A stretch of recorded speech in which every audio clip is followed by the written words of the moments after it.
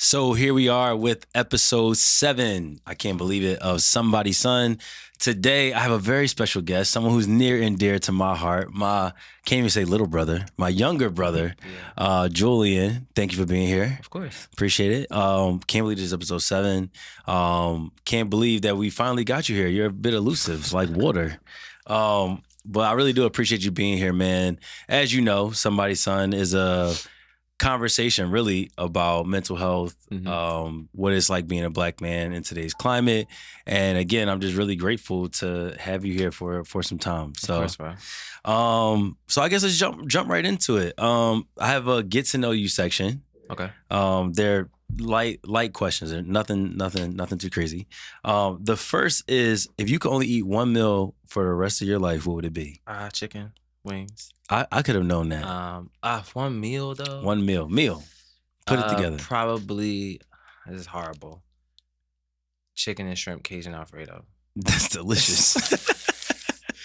Add salmon in that thing. Yeah.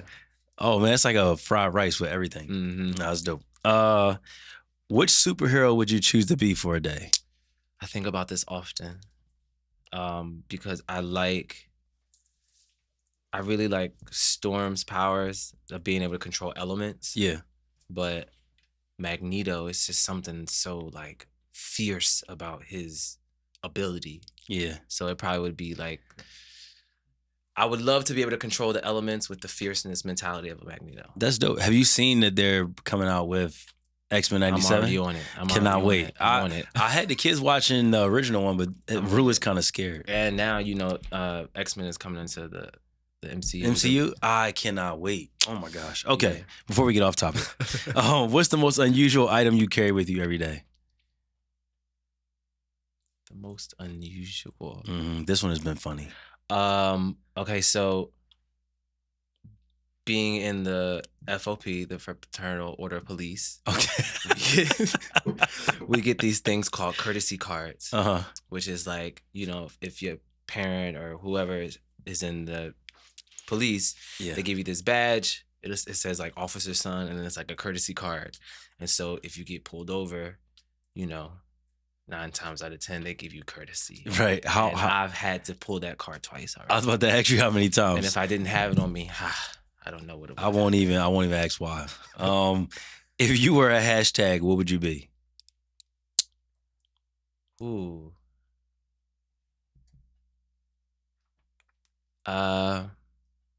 Hashtag ain't nothing. Ain't nothing. Yo, what is one of the funniest things that has happened to you recently? One of the funniest things.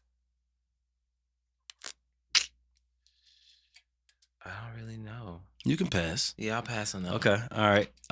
If you can instantly become an expert in something, what would it be? These answers have ranged. An expert. Bridging the gap. Bridging the gap, what do you mean by that? I think of myself as a bridge in life. Okay. A bridge between communities, a bridge between, like, even right now as an educator, I feel like I'm a bridge between my world and education. And I love being that. I love bringing my world to other people's worlds and bringing a little bit of that world into my world and making it make sense. I like that. I think that's the best part about being in education is when you show up fully and people are, especially kids, are able to see that, they naturally gravitate towards Absolutely. that. And I think they can smell bullshit pretty quickly. Absolutely. So I do miss the kids. I actually, we'll get into that another time. But I went to, forget it, we here. I went to 2 events that I shot a report card. They gave away trophies for kids that got report cards. Over at Boys Latin, shout out to Mike and Parker. And Hayes, my bad. They gave away trophies for all the kids that made honor roll. And I was like, yo, they were like, you get trophies in every other sport, but you don't really get anything like that for education. I thought that was so dope. And then I went to another event at Penn GSC with high school kids, and the depth of their responses was so great that I was like, this is why I talk to my kids like people and not down to them, because they're aware of what's going on. They have valuable perspective and insight that I think adults need to hear. And the crazy responsibility that I feel like I carry is realizing that a lot of what they're looking for, they are not receiving at home. No, which for is sure. wild. And so I find myself in a place where like they're looking to me for certain things. Yeah. And I'm just glad that I can be that. No, that's dope. That's dope. What's your most unusual talent? I can crochet very well. Yo, mom was just showing Paige how to crochet, and she was like, "You got better than her." I just made myself a scarf a few months ago. That's dope.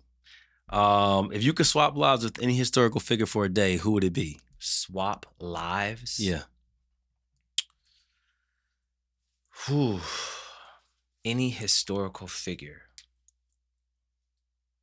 Swap lives. You can pass. If it's, I'm interested to know though. This is a good one. Probably Rosa Parks. I was not expecting Rosa Parks. I'm an Aquarius and we're natural rebels. And I'm learning that part of what she did for history, I identify with that. Yeah.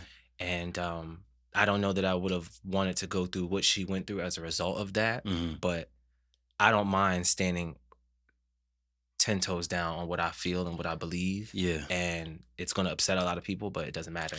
And it's going to 9 times out of 10 provoke change. No, I love that. I mean, it's very hard parenting children like that. Mm-hmm. And if you're not prepared for it, boy. And if you don't give them the space for that, it is going to bite you in the behind. Yeah, Rue is a prime example of he does not care. He is going to do what he has set his mind to do. He's in his own little world. Yeah, and I respect it. He's not really purposefully excluding everyone, but like our brains just be going and going and going. Yeah, I have an Aquarius, y'all, and a Leo, and it is it's very tough for me being a water sign for sure. What song best describes your work ethic?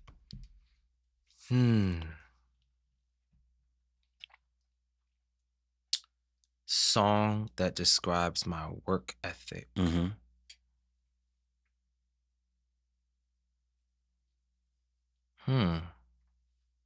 I've never been asked this before.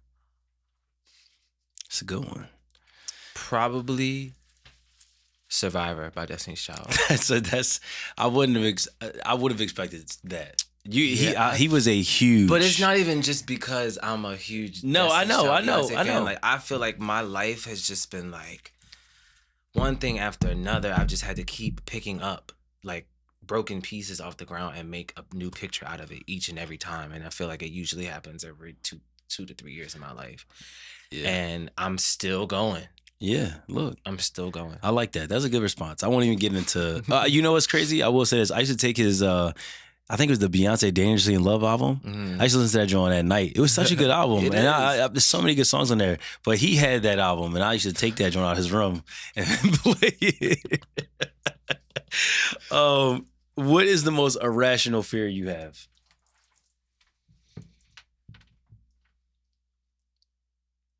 The most irrational fear. Mine is getting stuck in the elevator, just to give you context. Oof.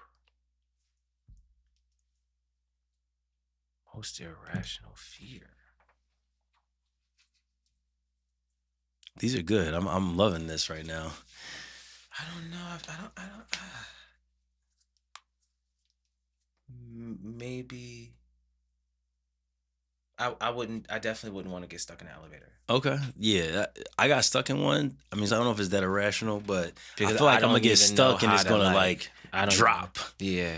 Or like being on a plane and like some shit goes wrong. Right. Even though it's statistically the safest way to travel. Allegedly. I don't know. This would probably be a good one for you. If animals could talk, which one would be the rudest? Ooh. This is the vet here, y'all. Probably cats. I said the same thing. I think cats would be very, very like yeah, snooty, like uptight. Yeah, you want me to eat less, but you're fat. like that's exactly how they would be. What is the most useless talent you have? If there is one. I mean, I know you wake up and piss excellent, so that's the tweet. Wow. Useless talent. I don't think that anything I have is useless. See, this is I know who I'm talking to here. I know who I'm talking to useless. Here. We can skip that one then. Let's move on. Yeah. If you were a kitchen appliance, what would you be and why?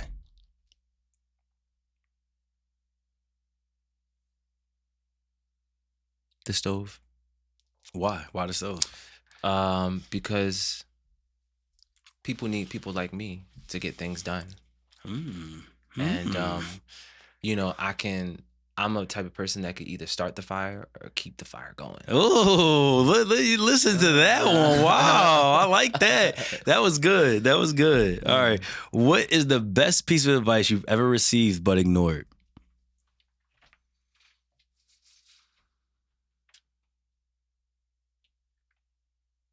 These moments of silence are great. Be patient with love. Be patient with love. Yeah, I like, if things are going right, I'm usually like, all right, what we doing? Like, boom. Yeah. But now I think I'm actually paying attention to it more. Like, okay. Yo, just pump the brakes. Yeah. I like that. All right. When you do too much and you find out you don't like somebody. Ooh, that's always bad when you just going above and beyond and then it's like 30 seconds long. 3 weeks in washing their clothes. Tell me more. No, I'm joking. If you could only keep 3 apps on your phone, what would you choose? 3 apps. 3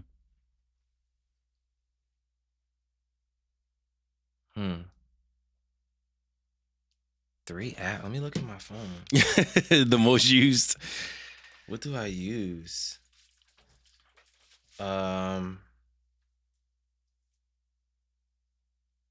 Definitely Prequel. Okay. I love that app. Yeah. Definitely I have an app that controls my TV. Okay. Because I lose the remote all the time, and then the way my couch is set up, it just be giving like. So you got Prequel, remote, last one. Hinge. For the people stay in the mix. Okay. For the people that don't know what Hinge is, can you give a little insight? Hinge is a dating app that is more on the uppity scale. Like it's not like a Tinder where you're just swiping and meeting people and it's like, oh, hey, what's up? Like, da da da. There's like prompts and you got to like really think about your answers, and you can leave like voice memo answers and even video answers. Oh, that's kind of cool. It kind of filters in the people who are more serious. Got you. And if you have to go through all those steps, I would think that at least I would hope you found especially someone. Out of all of the apps that are available to someone like myself, that one's definitely more of like the, and then hopefully when you find someone, you can delete the app and then. Right. There's another one that Ron told me about called Raya. I think it's like that one's kind of cool because it's by invite only. Yeah. That's what he was telling me. She's a bit expensive, but some of the TV girls and the music girls are on there. So. That's what he told me. Like they're like athletes and one of my girlfriends in Miami matched with what's his name? I want to say it was like John Mayer or something. Like, oh wow! It was someone like up there like that. Well, this is not a paid promotion, but if they want to sponsor something, listen, Hinge and Raya, we would appreciate it. All right, well let's jump into this. I love the get to know you section. I think that was really cool. Thank you for that. But I know your story clearly. I was there for a lot of it, but tell me about young Julian. Young Julian loved animals. Yes. Young Julian would be walking the neighborhood dogs for people. Young Julian loved to dance, loved being surrounded by music. At the time, I wasn't really necessarily trying to be in music. Yeah. I used to love just like crocheting and adding arts and crafts to t-shirts and just whatever would stimulate my creative. And at the time, I didn't really know that was an outlet that I would need later in my life. Mm-hmm. And so I just tried to find as many outlets as possible. Young Julian was very naggy, I think. Yes, I can attest to that. But it was also me sharpening my Aquarius mind. It had really nothing to do with anyone personally. Yeah, I don't take a lot of the stuff that, you did, like trying to stab me with knives and stuff personally anymore. But I do remember. Yeah. I remember young Joel. I remember. So I don't think people know. Like Joel used to, well, still does. Used to really like jump double dutch. I keep a rope in my car. Yeah, and at the time, like I keep a basketball still, so that's cool. But at the time, like we were at the pile and stuff, I didn't know how to like deal with that. I was like, yo, my brother wanted to jump rope. I'm glad I had my homies with me. That was always cool. And everyone, honestly, like even in hindsight, looking at it. Vince Giles talks about it all the time. Shout out to Vince. Like, yo, me and him used to have some battles up there at that rec center. But we remember that. And then you remember the time where we thought you got lost? Yeah, in first grade. Mm-hmm. Yo, that was a wild time. So let's see. You went to Masterman. Yes. He thinks he's the smartest one in the family, I believe. The most elite school in the city of Philadelphia. Then he went to Kappa. No shade to Kappa. I went to Central. Honors and AP classes. He was he's a smart guy. I mean, I tell you that all the time. Like, he's a very intelligent guy. He took multiple languages. I remember that study abroad trip you took at Italy. That was Masterman, right? Mm-hmm. Yeah. So he's been around the block a few times. Lived in China. Yep. All right. Wow. You've done a lot. So up until now, then, what do you think has been like one of the biggest accomplishments for yourself? Really navigating this like art space without any type of like real like manual or like help in that regard. Like it wasn't like, mom could go take me to meet Darkchild or like, right. So I had to really navigate. I had to use my resources in high school and college to make it make sense. Right. And I'm really grateful that I did, because otherwise I would not be here. Right. No, that's dope. That's dope. I mean, we had a very musical family. We sitting here with Keith. Mm-hmm. I mean, Keith is platinum records on the wall. Who is Joe Scott? Right. I know that like music played a very integral part. Would you say that it was something that, I won't say saved you, but you seem like you found like a purpose or sense for living as a result of leaning into the music? When did that start? Like, when did you realize like, yo, I want to be an artist? When I realized that I didn't really like expressing my emotions in the conversation. So I would just do it through music. So like if I was angry, I was singing an angry song. If I was sad, I was singing a sad song. And it wasn't until college that I started realizing that was what I was doing. I was navigating my emotions through like the performances that were happening. And then when I started songwriting, it allowed me to like say what I wanted to say without having to say it. And if I sung it, then people were more so worried about the voice than like what I had to say. And that was just like a release for me. Yeah. And then it kind of made things a lot easier. I've always, like, I think when you were at UArts and I heard you do the Frank Ocean cover, I remember coming there and I was like, wow, your interpretation of music is what I've always enjoyed the most. I've always enjoyed like your approach, the choices that you've made, the chances that you take, the risk you've taken. Like that's always been something I've appreciated about just your personality in general. You're very good at making people feel comfortable. Yes, I love that. That's actually probably my superpower. No, for sure. I tell everyone that like, if there's anything about you, you're gonna make people in a room feel good. And I've always like just like. And it's no fake funk either. No, I know. It's really who you are, and I think that I've genuinely appreciated that about you. Where were those skills honed? Like, what made you kind of lean into that? It's a part of your personality now, I realize, but I've noticed this since you were younger. Like, you've always found a way. Probably high school. Okay. When people started like gravitating and leaning into me as a person, I would just start giving that energy back. Yeah. Because it was natural. Yeah. Like, oh, Julian, you look good. No, you look good too. Like, where you get them pants from? Like, yeah. And I'm big on relationship. Whether I'm working a job, whether I'm playing with the band at a wedding, whether I'm whatever the case may be, like, I'm big on relationship and I focus my energy on that before anything else. Gotcha. I have a ton of friends who are celebrities and Grammy Award winning this and that. But for me, it's really about the relationship. Yeah. That's something that I think, I don't know where we got it from, but that's always been my thing. Anytime we would go on a trip or vacation, I always made friends. I think from moving a lot. Yeah. Maybe that moving a lot, maybe having to go to new schools all the time. I think I got really good at navigating new spaces. I know what this person likes. Oh, they said this. I really paid attention to what people said. And I think it honestly came from having to survive in the environments that we were kind of like thrust into. It wasn't our choice. Agreed. It also helps that I'm an air sign too. So yeah, at the time I had no concept of like our zodiacs and stuff. Right. I just knew I could find community through hooping. I could find community through playing cards. I just kind of like navigated, found my way. So, you know, we had an interesting upbringing. You know, mom, for the majority of time, was raising us solo. James was there. You know, Darrell. Then mom is now married to Paul. You recently found out who your dad was. Tell me about that experience. Like, how was that for you? What even prompted you to want to know who, or what made you feel like, yo, this is not my dad? So at the time, just a little backstory. At the time of my life, the year is now 2016, 2017. And I'm just looking at my life. I was having really a difficult time with my management at the time. Well, there is no bad blood. Shout out to Mike and Jay. Yeah. Shout out to Typewriter. Shout out to Cesar. All of it. Like, there's no bad blood. But I was having a really difficult time with what I wanted and what they wanted. It just wasn't adding up with the music. Yeah. That was one. Then I'm trying to navigate my sexuality by myself, which is very difficult. Then I'm unhappy at the job that I was at. Then it was like a lot. So that was what prompted me to go to China.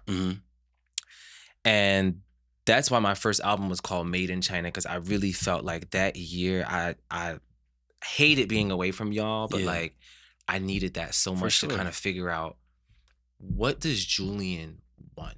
And I didn't want to be surrounded by mom, G-mom, pop, anybody. I didn't want any of that noise. I just needed to be by myself. Right. Which is an Aquarius thing. Okay. And there I was like, okay, I was facing real decisions. Like, Julian, what do you like? What don't you like? Right. What kind of music do you want to really put out? What do you like? And one of the major things that was plaguing my life at the time was this whole dad thing. Because it was very evident to me that there was an elephant in the room that nobody wanted to talk about. Right. And I don't do those elephants. Right. So I had time in China to kind of figure out, like, okay, when you get back, it's on and popping. You finna shake some shit up. Wow.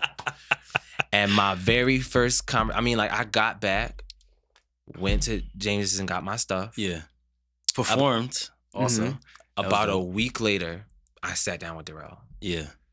And I was like, first of all, I just want to start this off by saying I'm gay. So we can just get that out the way. There's no, he was hella cool about it. Yeah. I think people knew. And then, you never really know until someone says it, though. No, agreed. I was about to say, until you were willing to say something. Yeah. It was like, of course, everyone was like, maybe, but no one knew. Because at the time, I'm just battling between like what I was taught. Yeah. And how what I was taught and what I was actually feeling were just contradicting themselves without me even having to think about it or try. Right.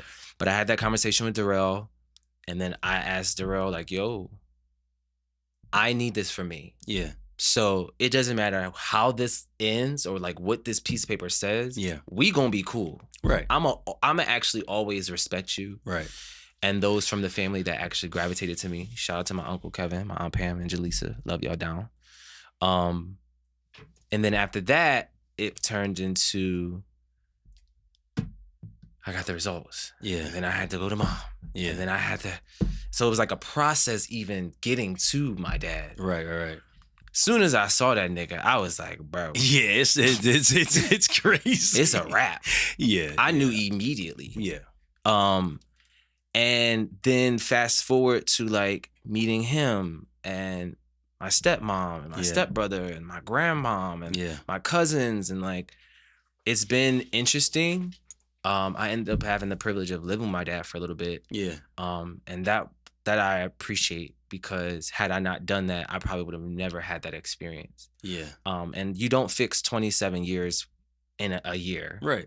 But it's a start. It's a start. Yeah. And I think it's an everyday walk trying to just get to know him. Yeah. And then more about myself through the lens of like my actual biological father's side of the family. Yeah. It's been an adjustment. It's Word. been an adjustment. Well, I'm actually very happy that you had that one. I mean, it was healing in a lot of ways. I can only imagine. I mean, I can only imagine. This is off script, but what are some of the things that you found out y'all had in common, even though you weren't raised by him? You weren't around him? We're neat freaks. Wow. Okay. He's actually worse than me. He's more OCD than you. That's insane. Because I used to take Jules' sunglasses or glasses out of his room, and he would know if they weren't put back the right way. Yeah, I could tell if my remote was moved. My dad likes to see vacuum lines in the carpet. Oh yeah, that's crazy. He's a neat freak. Also, when we're home, we love quiet, and we don't like a lot of people in our spaces. Wow. And we're big family people. Wow. Yeah, I too give, well, two things. Shout out to Mom, because when y'all had that conversation, she was like, well, if it's anybody, it could be this one person. So shout out to her for saying that. You okay, son? What you need? You want your granola bar? Okay. It's already open. What do you say? All right. Yeah, boom, boom, boom, boom. Shout out to Mom for at least being open and saying, "Yo, if it was anybody, it's one person." Because it could have gone a totally different way, right? And I think that also has shown the growth that she's working towards. And I say this all the time. Mom is one of the few people that I can honestly say that I see trying to be better consistently. And it may not show up the way that you always want it, but she is actually making strides and efforts to show up the best she can. Shout out to you, Mom. Absolutely. Shout out to you, Mom. Love you. Walk it back then. You were saying that until you say something that people don't know that you're gay. And when did you know that you were gay? Well, when I was younger, I didn't really know what gay was. Okay. So that's a truth. I just knew that I was different. Okay. I knew that my energy was just like, different. Mm-hmm. And I knew that I found guys attractive. Okay. But I also found women attractive. Right. So it was like a bunch of confusion, like, this is weird. Let me just kind of not deal with it until I have to deal with it. Okay. And then as I was growing up, high school, I'm like, I'm still growing. I don't really know. Right. College, I'm still growing. It was kind of after college, I'm like, all right, you got to make a decision. Yeah. Because I'm not finna be 45 and 50 and still telling people I'm figuring it out. Right. Right. So that's when I tried dating guys. And then I went to China. And then I was given very much all right, this is it. This is it. I'm happy with this. Got you. That's dope. Do you think anything would have been different if when you were younger, you had someone that you could have leaned on in that way to be honest about what you were feeling? Or do you feel like you had that? I did have that in so many ways. Okay. I had Wanda at the church. Who was a big pillar. She was a big pillar for me. Forgot about her. But probably the biggest of them all, which there's no amount of money that I could ever give you to repay what I feel like you've poured into me, is Frank. I was going to say that. Frank, it is and was my lifeline. Yeah. During that time, navigating just, I didn't even know at the time that I was expressing myself or looking to express myself in other ways. So I started doing it through my hair, which is why, when I cut my hair, it was so well, what do I do now? Wow. It was weird. Okay. And I can even feel the difference in me as I'm growing my hair back, just to be able to express myself. But yeah, Frank was that pillar. Okay. But it was difficult because these are things that you want to talk to your mom and dad about, right? Or even your cousin or your brother, or Right, you know what I right. mean? And I didn't have that space because, everything was given Matthew, Mark, Luke, John. And I'm actually worried about Matthew, Mark, Luke, John. I'm hollering. That's good. Yo, I mean, I'm gonna be real with you too. Like, even if we had an idea, I didn't know how to have a conversation. No one. I didn't know. Yeah, I didn't know like what to say. Again, all we're hearing is that this is wrong. Mm-hmm. This isn't supposed to be that way. And so I've always I wish now that like I had the balls to show up the way that I can show up now. Right. Like, you know, because I don't care. Like, not that I don't care about that you being gay. It's like I don't care what people have to say. Right. And I wish that I just had that. But in ways, I kind of felt that way. Like, I'm sitting at your games, crocheting ponchos, right. And like, Vince and Kenny and like they all show me love. So right. In a way that was affirming. To me. Yeah. Had it been different, I probably would have ended up different. Yeah. No, that's true. I never thought about it that way. Yeah, that's why I think I still cling on to Giles. Yeah. And I still cling on to Kenny, and I still cling on to, because I'm like, y'all were there. Yeah, no, for sure. When 100%. I was literally sitting next to Mom with a whole goddamn poncho on my lap. Like, that's very true. And if anybody said anything to me, it was a problem. Yeah, it was. So, Yo, that's dope. Honestly, I've never thought about it that way. I think it was just our experience. Mm-hmm. So I never I've always thought about ways I could have been better or ways I could have damn, I wish I would have said this or done this. But it was I guess at the time we were doing it without knowing we were doing it by just trying to be there for you. And my circumstances at the time, I feel like helped too. Mm-hmm. Like I had one of the baddest moms. Right. My hair was always on point. Right. I had one of the coolest brothers. Yeah. He was a basketball star. Like it was like, there wasn't really much anyone could say to me. I was cute. I sang it was given okay, you think I'm gay, but look at you, sweetheart. Look at your mom. What are we really saying here? No, right. You know what I mean? Dope. So then how was it then? I know you said you were feeling one way, but you were being taught that it was supposed to look a certain way for you. Being a man or a young man at the time. How did you navigate that then? You said it took until you went to China, which how old were you when you went to China? 25. 25. I turned 25. Yeah. So what was that like? What were the biggest hurdles you had to get over mentally? In China? No, I'm saying just in general. We're being taught in church it's supposed to look one way, but then you're feeling one way. What was that like? I ain't gonna hold you. At that point in time, the church didn't matter to me. Mm. And I had gotten to a point, especially, this is no shade to anybody. Yeah. But especially watching the way that I felt like everyone, and I'm just grouping everyone. Yeah. I felt like the way that they treated Jamal. Yeah. And then T. Mm-hmm. And then Madge and Lee. I was like, oh, yeah, I don't care about. Yeah. And I had to stand on the fact that and it took a minute. Yeah. But to get to the point where this is who I am. Mm-hmm. Well, first of all, this is who they are. Right. And you're not going to talk to them like that. Right. Because we're done with that. Right. I'm here now. Right. And this is who I am. And I'm willing to sacrifice my relationship with you if this is too much for you. Mm. And I started demanding respect in a different way. Mm. That's when my relationships changed with everyone. Mm-hmm. Parents, grandparents, everyone included. Because it was given very much y'all not finna do this. Right. We're not doing this. Y'all talking about us. Yeah.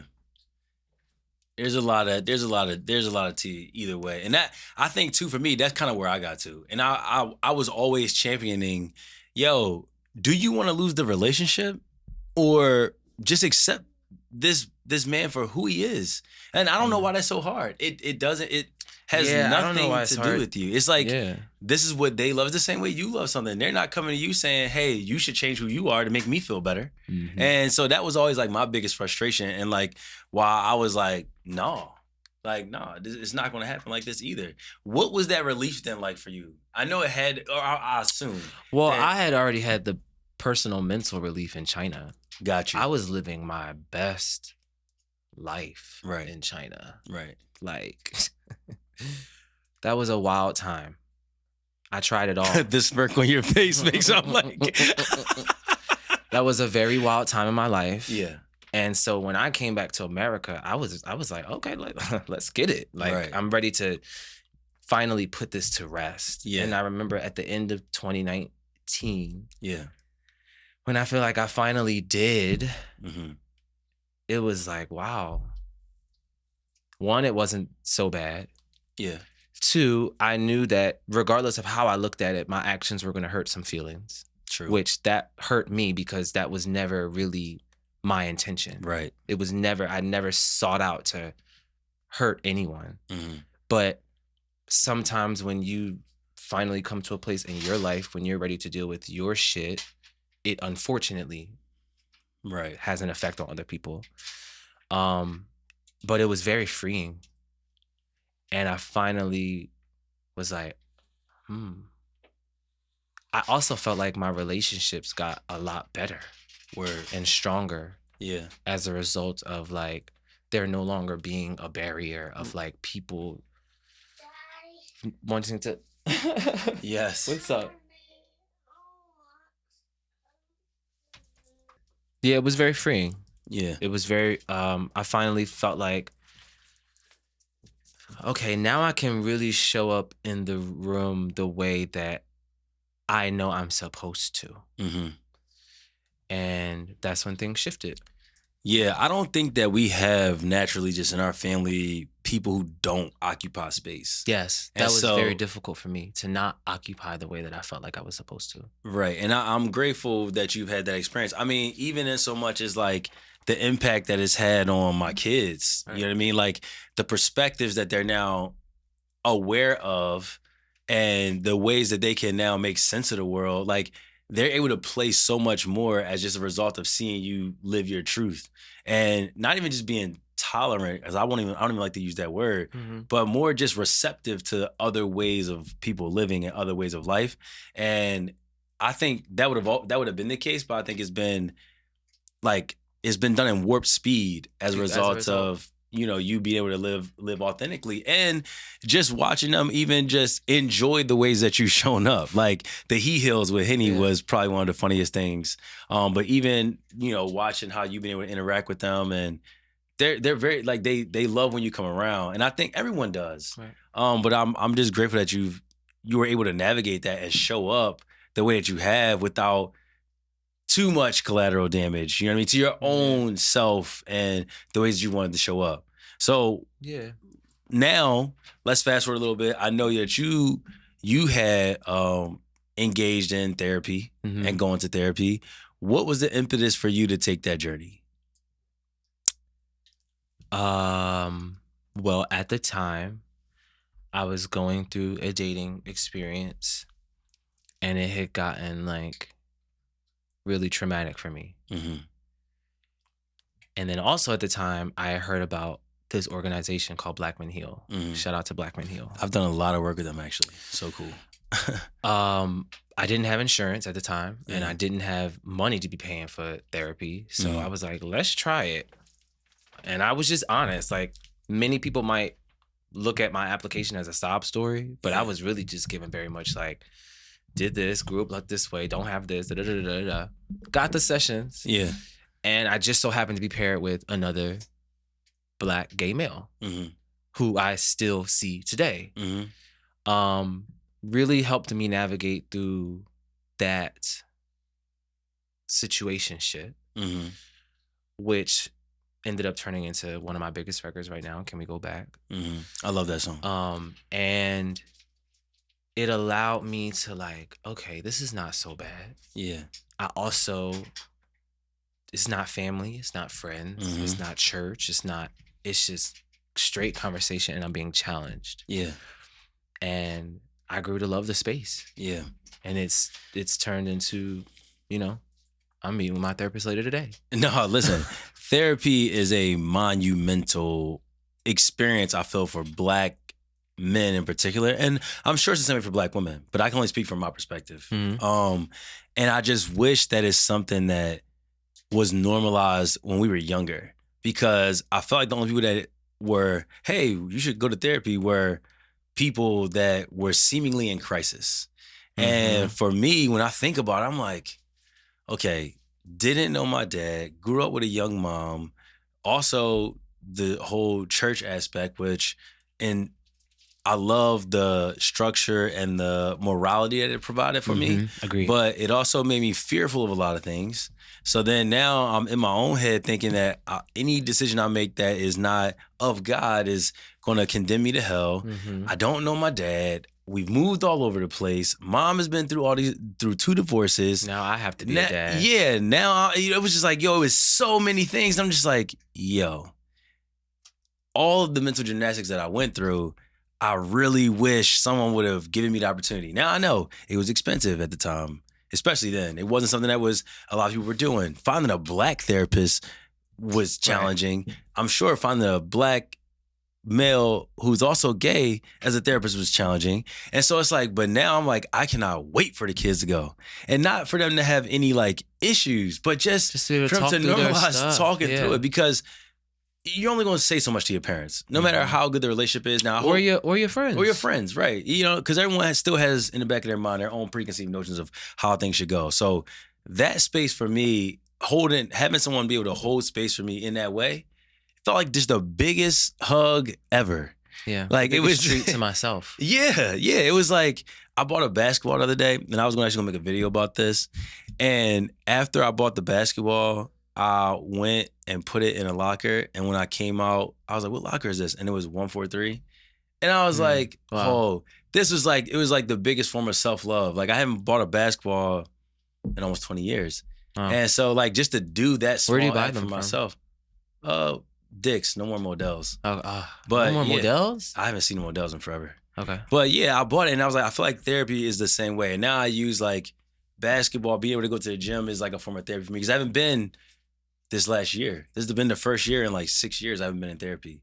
But I feel like I have all the tools. I think it was just now utilizing them in real time and being able to like confront a lot of things that I was just scared to do. Like even taking this journey of doing this, not alone, but alone. Right. You know, like not having the same backing, I guess, and consistency and money coming in. Like it's been crazy to navigate, but I feel like I've grown so much in the 7 weeks that this has been happening. And even leading up to this. So I'm grateful for that experience. I love that. I'm proud of you. I'm interested, what then would you say to someone who, if you can go back and talk to yourself at 18 years old, what piece of advice would you give to 18-year-old Julian?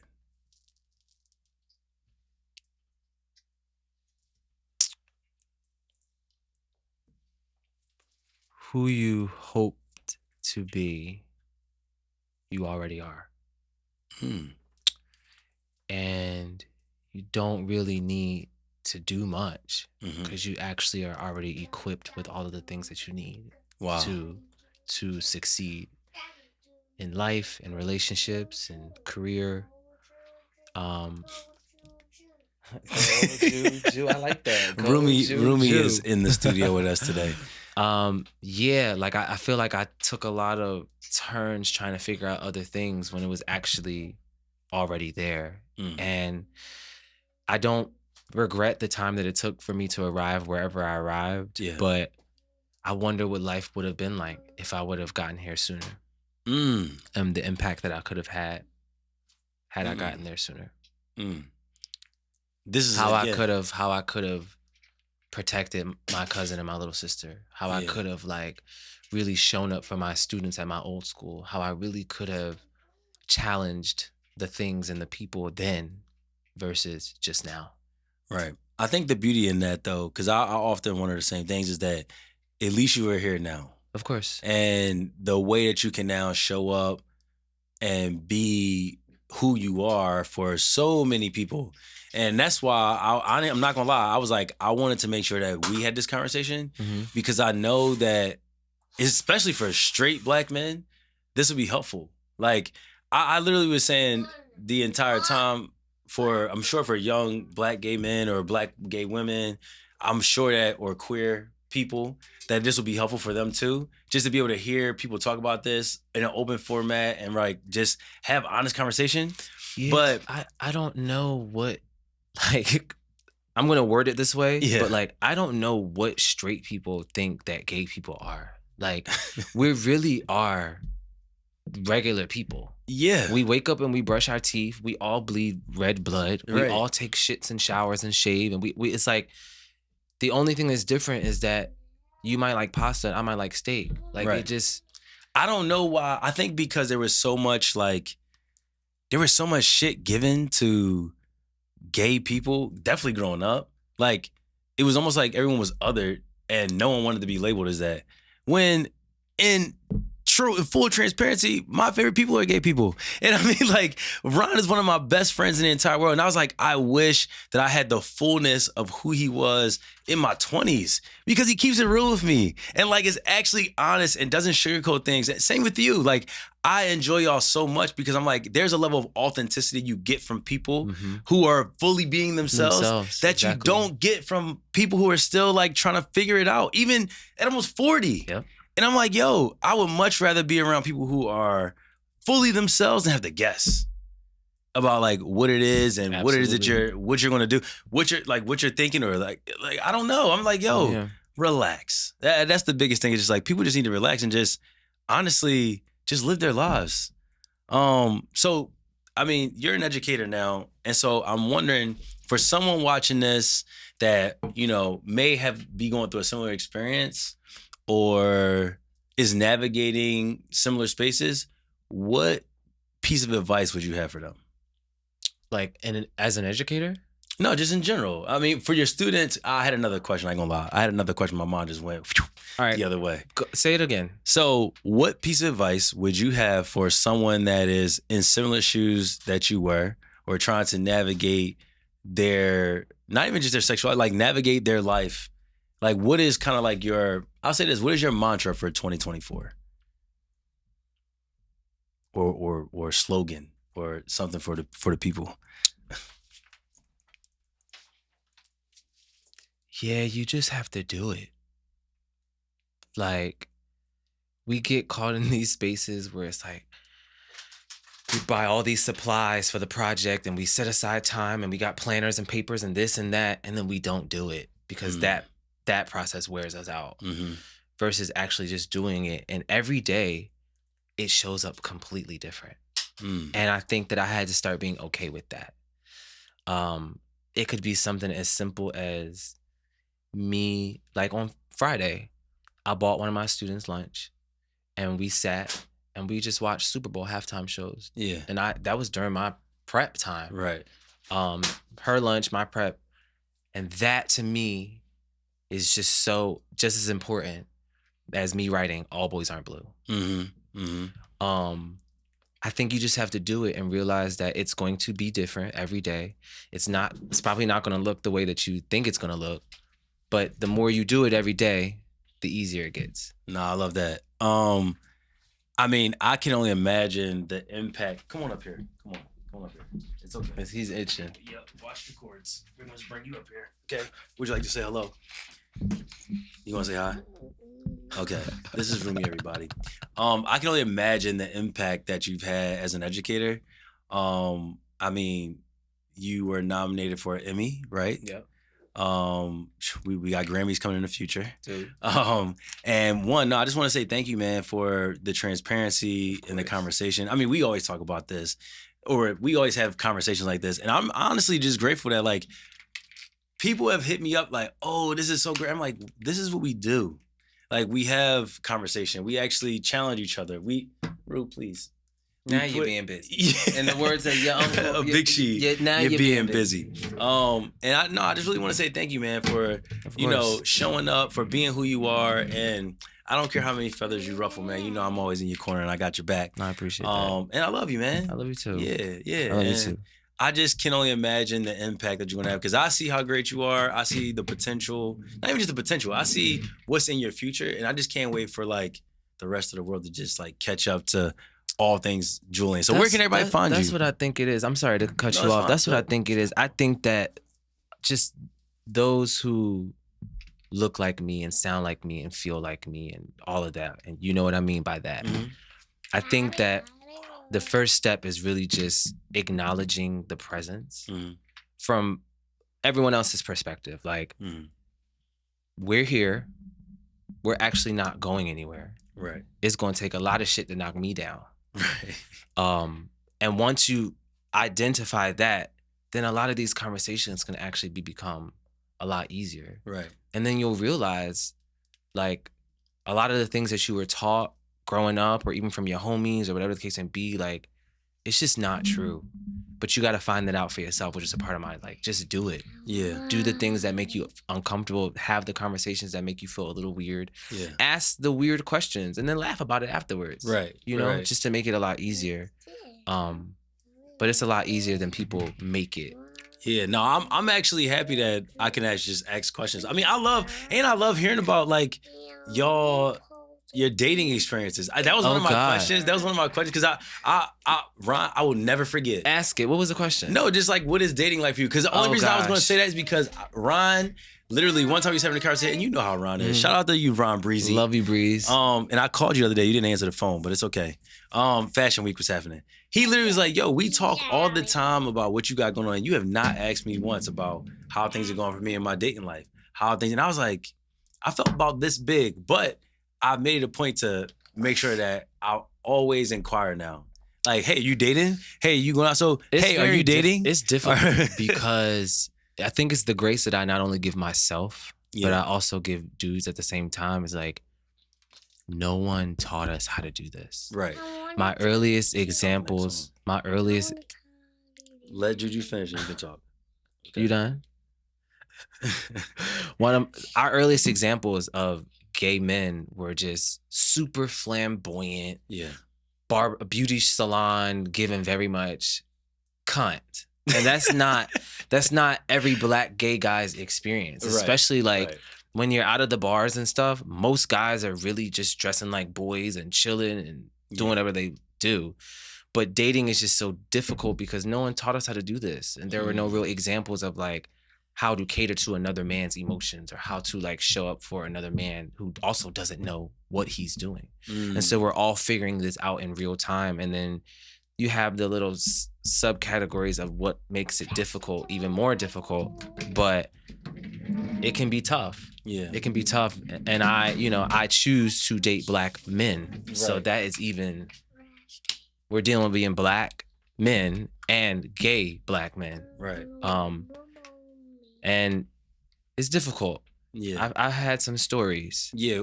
And now I'm getting in my 30s, I'm now dealing with, like, men who have children, which is just a completely different.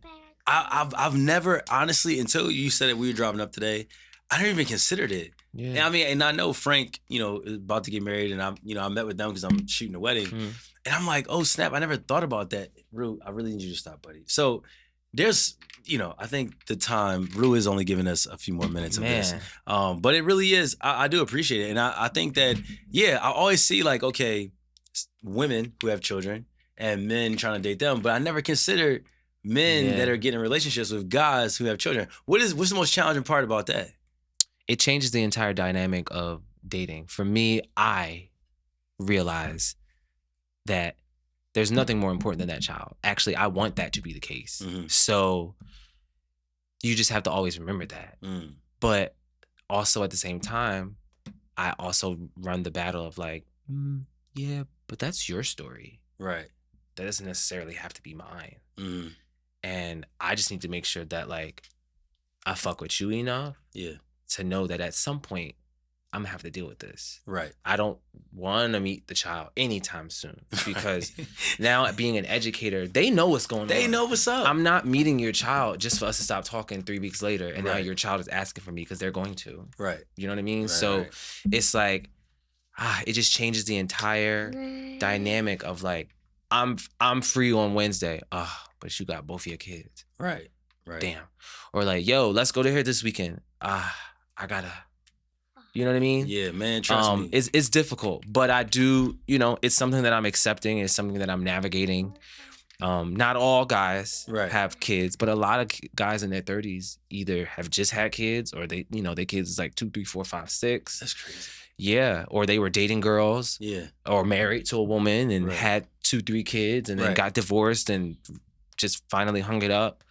I could go on and on about dating. Maybe that's like another conversation. Yeah, we can have that. We can do it. I think I would love to bring Breeze on that conversation. So Breeze, I'm calling you out. I would love for you to be a part of this. Let's get it. Or I mean, T too. T is asked to come on here. I would love to bring T on too. So we gonna do a part 2. Let's do a part 2. And again, we gonna call it somebody's daughters. I mean, somebody's mom. Mom already tried to coin down, but we are gonna call it somebody. We can do that. So let's give you opportunity to speak. Go ahead. What you want to say? Say hi. Say I love Uncle Juju. Can you say you love Juju? Now you want to act shy? That's crazy. Well, listen, shout out to you, bro. I really love you, man. I'm really grateful for just chopping it up with you. And I can't wait to do this more. Of course. You guys can follow me on Instagram and Twitter at It's Julian King, ITSJULIANKING. Or you can catch me at the 2024 Roots Picnic, baby. Hey, let's go. All right, peace, y'all. Thanks.